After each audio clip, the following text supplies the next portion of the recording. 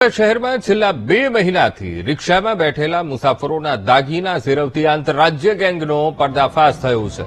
બાતમીના આધારે ક્રાઇમ બ્રાન્ચે આંતરરાજ્ય ગેંગના 2 સાગરીતોની ધરપકડ કરી છે. આ ગેંગ ગુજરાત દિલ્હીમાં સિનિયર સિટીઝન મહિલાઓને ઓટો રિક્ષામાં બેસાડતી હતી અને ત્યારબાદ નજર ચૂકવી ગળામાં પહેરેલા ચેન મંગળસૂત્ર સેરવી લેતી હતી. પોલીસે 2 આરોપીને ઝડપી મહિલા સહિત અન્ય 6 આરોપીને વોન્ટેડ જાહેર કર્યા છે. આરોપીઓની પૂછપરછમાં સામે આવ્યું છે કે 8 સભ્યોની ગેંગ જુદા જુદા શહેરમાં સક્રિય થઈ ચોરીને અંજામ આપતા હતા અને આરોપી સિનિયર સિટીઝન મહિલાઓને નિશાન બનાવતા હતા.